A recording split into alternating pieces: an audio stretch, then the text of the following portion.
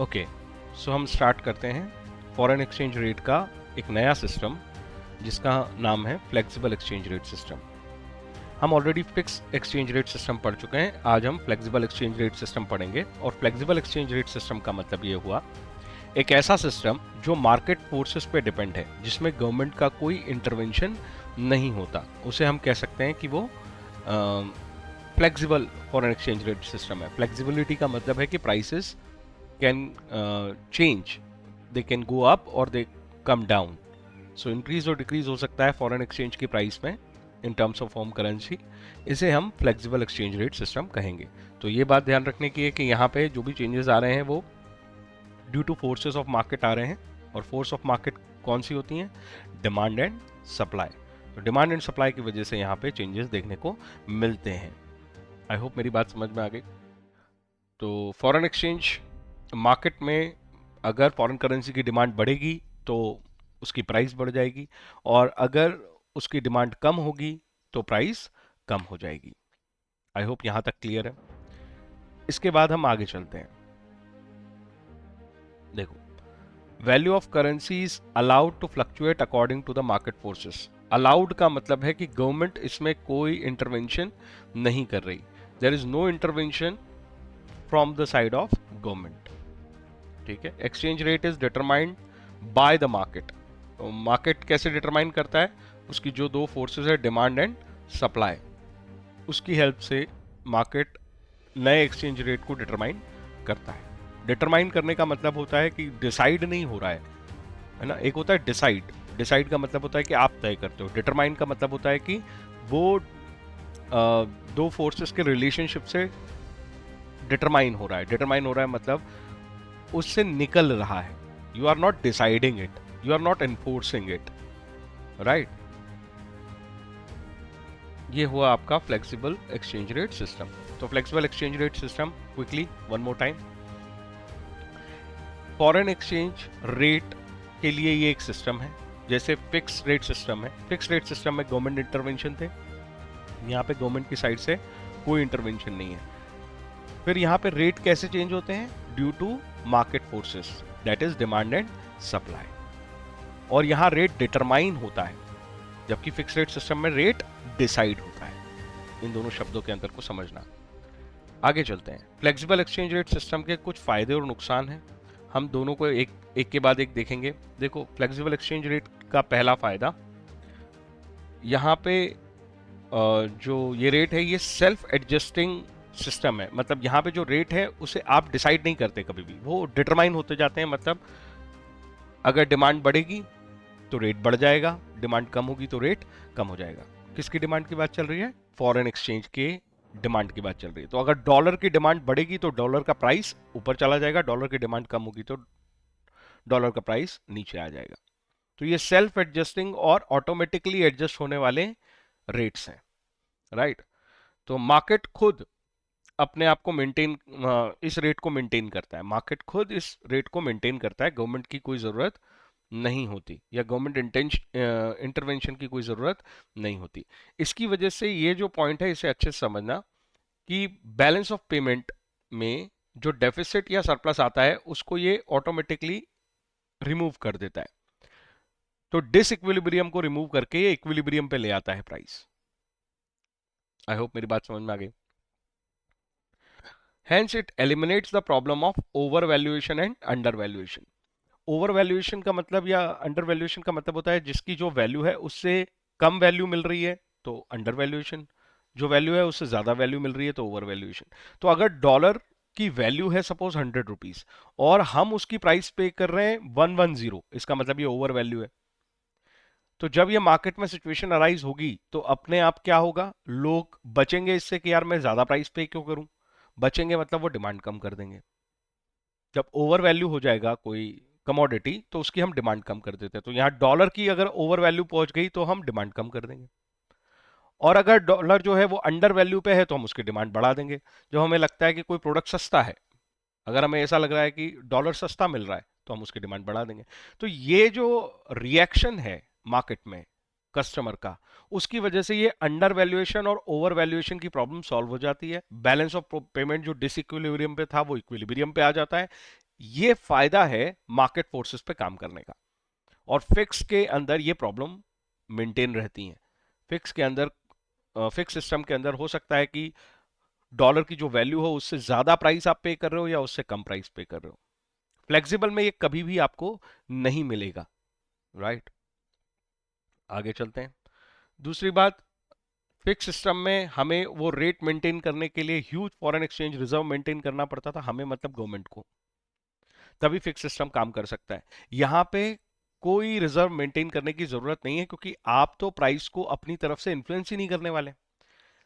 Fix rate system में ये होता था कि अगर प्राइस ऊपर जाने की कोशिश करती थी तो हम डॉलर को बेच के प्राइस को नीचे ले आते थे, सप्लाई बढ़ा देते थे। और अगर प्राइस नीचे जा रही होती थी तो हम डिमांड क्रिएट करके प्राइस को ऊपर ले आते थे और एक ही लेवल पे फिक्स रखते थे। तो ये जो एक्टिविटी हमारी साइड से हो रही थी डॉलर की प्राइस को इन्फ्लुएंस करने के लिए, उसे ऊपर ले जाने के लिए या नीचे लाने के लिए, ऐसी किसी तरह ऐसी किसी भी एक्टिविटी की कोई जरूरत नहीं होगी फ्लेक्सिबल सिस्टम में। जब ऐसी एक्टिविटी की जरूरत नहीं होगी, क्योंकि हमने तो फ्री फ्लो दे दिया है, डॉलर की प्राइस को जहां जाना है वहां जाने दो। तो जब आपने फ्री फ्लो दे दिया है तो यहां पे आपको कोई इन्वेस्टमेंट की जरूरत नहीं है कि आपके पास बहुत सारा फॉरेन एक्सचेंज रिजर्व होना चाहिए। तो ऐसी कंट्रीज जिनके पास रिजर्व नहीं होता, उनकी तो मजबूरी होती है कि उन्हें फ्लेक्सिबल सिस्टम ही अपनाना पड़ता है। फिक्स सिस्टम तो केवल उन कंट्रीज के लिए एक, यू कैन से, लग्जरी है। वो कंट्री वो कंट्रीज ही फिक्स रेट की लग्जरी ले सकती है जिनके पास बहुत सारा फॉरेन एक्सचेंज रिजर्व होता है, राइट। आगे देखते हैं। Optimum utilization of resources. अच्छा, ये एक चीज और बता देता हूं। जब आप फॉरेन एक्सचेंज रिजर्व मेंटेन नहीं करते ना, रिजर्व मेंटेन नहीं करते, मतलब आप एबिलिटी बढ़ाते हो अपने यहाँ के इकोनॉमी के बिजनेसेस की, क्योंकि उनके पास ही फ्री कंट्रोल होता है, उनके उन्होंने जो भी डॉलर कमाए हैं या लगाए हैं, तो इसकी वजह से क्या होता है, मूवमेंट ऑफ कैपिटल आसान हो जाता है। मतलब आसानी से इंडिया के बिजनेसमैन बाहर पैसा लगा पाते हैं, बाहर के बिजनेसमैन इंडिया में पैसा लगा पाते हैं, और इसकी वजह से एक इंटरनेशनल ग्रोथ मिलती है।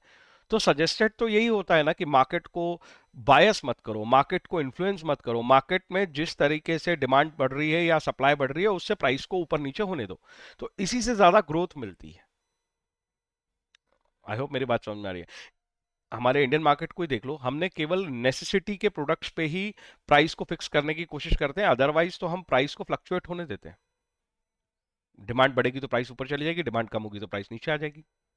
तो जब जैसा हम हर कमोडिटी के साथ कर रहे हैं वैसा ही बिहेवियर हमें फॉरेन एक्सचेंज के साथ करना है। वो भी कुछ नहीं, एक कमोडिटी ही है हमारे लिए, राइट। आगे चलते हैं। Optimum utilization of resources. तो इसकी वजह से जो लेवल ऑफ एफिशिएंसी है इकोनॉमी की वो बढ़ जाएगी, तो इकोनॉमी के लिए बहुत अच्छा सिस्टम है फ्लेक्सिबल। पर दिक्कत यही है कि इस सिस्टम को मेंटेन करने में कुछ प्रॉब्लम्स हैं। वो कौन सी है, चलो मैं दिक्कतों की बात कर लेता हूँ। सब अच्छा अच्छा लग रहा है सर, हमें ना तो ह्यूज रिजर्व मेंटेन करना है, इक्विलिब्रियम लेवल अपने आप मेंटेन हो जाएगा, और रिसोर्स भी ऑप्टिमम यूटिलाइज होंगे, इंटरनेशनल ग्रोथ मिलेगी, आसानी से बाहर का पैसा इंडिया में आएगा, इंडिया का पैसा बाहर जाएगा।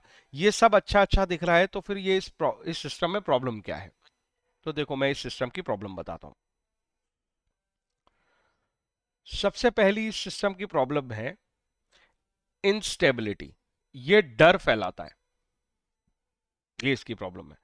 और फिक्स सिस्टम इसी ग्राउंड पे खड़ा था कि वो इकोनॉमी में डर की जगह नहीं बनने देता है। एक बिजनेसमैन कब डरता है? उसे लगता है कि यार फ्यूचर में मुझे नहीं पता फायदा होगा या नुकसान होगा, कुछ भी हो सकता है। ये जो अनसर्टेनिटी है ये बिजनेसमैन को डराती है और उसे एक तरह से बड़े डिसीजन लेने से रोकती है। तो बिजनेस में जितनी सर्टेनिटी होगी, इकोनॉमी में जितनी सर्टेनिटी होगी, उतना ज्यादा बिजनेसमैन खुल के बिजनेस करेगा, रिस्क लेगा। तो इस अनसर्टेनिटी को कम करने की कोशिश करते हैं हम फिक्स एक्सचेंज रेट सिस्टम से। फ्लेक्सिबल एक्सचेंज रेट सिस्टम ये कहता है कि भाई डॉलर की प्राइस कभी भी कहीं भी जा सकती है, गवर्नमेंट तो कुछ आएगी भी नहीं तुम्हें प्रोटेक्ट करने। तो इस डर की वजह से ये एक नुकसान की बात हो जाती है, राइट। डिस्करेज होते हैं बिजनेसमैन। तो ये इसकी एक सबसे बड़ी समस्या यही है इसकी, ओके। तो यहाँ पे देखो क्या लिखा है, external values of home currency keeps on changing. मतलब कि होम करेंसी की वैल्यू में बदलाव आ रहा है, क्योंकि फॉरेन एक्सचेंज रेट बदल रहा है, तो आपकी होम करेंसी कभी भी डिग्रेड हो सकती है, right. And it create uncertainty in the receipt and payment of the foreign currency.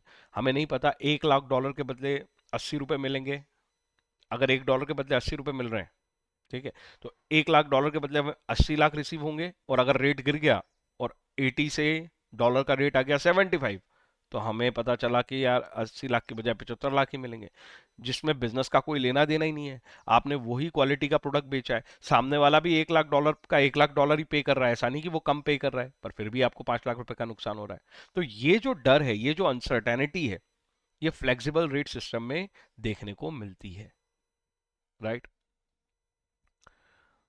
तो फॉरेन ट्रेड करने में लोग घबराते हैं, इंपोर्ट एक्सपोर्ट करने में लोग घबराते हैं।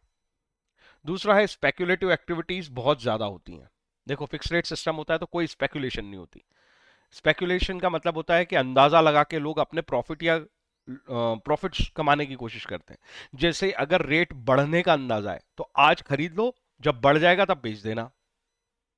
उन्हें कोई इंपोर्ट एक्सपोर्ट नहीं करना है, बस वो तो ये देख रहे हैं मार्केट में डॉलर का रेट बढ़ने वाला है, तो डॉलर खरीद लेंगे आज और होल्ड करके बैठ जाएंगे, जब रेट बढ़ेगा तो बेच देंगे और ऐसे गेन कमा लेंगे। ऐसे ही जब उन्हें लगता है डॉलर का रेट गिरने वाला है, तो शॉर्ट सेल एक तरीका होता है कि आज ये कॉन्ट्रैक्ट कर लो कि मैं इतनी यूनिट बेचूंगा, मतलब हाई पे बेच दो, और बाद में 3 महीने का किसी से कॉन्ट्रैक्ट कर लिया, मुझे लगता है 3 महीने में डॉलर का रेट गिर जाएगा, मैं आज बेचने का एग्रीमेंट कर लूंगा, बस बेचने का एग्रीमेंट करके बैठ गया। अब 3 महीने बाद जब डॉलर सस्ता हुआ तो मैंने डॉलर खरीदा और ये जो एग्रीमेंट किया था इसे पूरा कर दिया। अब हुआ क्या, डॉलर नीचे गिरा, ठीक है, तो 80 रुपए में सेल करने का कॉन्ट्रैक्ट किया था और 3 महीने बाद में 75 रुपए में खरीद के 80 रुपए का बेच दूंगा, इसका मतलब वो 5 रुपए का प्रॉफिट कमा लिया। तो ये स्पेकुलेशन से कमा रहे हैं लोग बस, और ये अच्छा नहीं है मार्केट के लिए। सो स्पेकुलेटिव एक्टिविटीज को यहाँ बढ़ावा मिलता है, जबकि फिक्स रेट सिस्टम में हमने इसको फायदे में पढ़ा था। तो जहां जो चीजें वहां फायदे की थी वो नुकसान की है, यहाँ पे जो चीजें वहां नुकसान की थी वो यहाँ फायदे की है। And the last thing, create inflationary situation. Inflation का मतलब होता है जनरल प्राइस लेवल में इंक्रीज आ जाना, हर चीज की कीमत बढ़, क्योंकि इंपोर्ट्स की अगर हम बात करें कि हमारी इकोनॉमी बाहर से सामान खरीदती है, ठीक है, हमारी इकोनॉमी बाहर से सामान खरीदती है, उसे इंपोर्ट कहते हैं। जब प्राइस बढ़ जाएंगे, अगर अगर मुझे डर लग रहा है कि प्राइस बढ़ जाएंगे, अगर प्राइस बढ़ जाएंगे तो क्या होगा, मैं इंपोर्ट्स को कम कर दूंगा। जब बाहर से सामान आना महंगा, मतलब मुश्किल हो जाएगा, महंगा हो जाएगा और नहीं मंगाएंगे हम बाहर से सामान, तो केवल इंडियन प्रोडक्ट्स बचे हैं यहाँ पे खरीदने के लिए। और जब इंडियन प्रोडक्ट्स बचेंगे और क्योंकि बाहर से सामान नहीं आ रहा है, तो गुड्स की कमी हो जाएगी, कमी हो जाएगी तो प्राइसेस बढ़ जाएंगी, राइट। तो इस वजह से ये इन्फ्लेशन जैसी सिचुएशन भी क्रिएट करता है। तो ये है आपका फ्लेक्सिबल एक्सचेंज रेट सिस्टम। आगे हम कभी पढ़ेंगे मैनेज फ्लोटिंग रेट सिस्टम, जो कि हाइब्रिड मॉडल है। तो इस लेक्चर को मैं इसी पे खत्म करता हूँ ताकि आसानी से तुम ये रिवाइज कर पाओ एग्जाम टाइम पे। Thank you.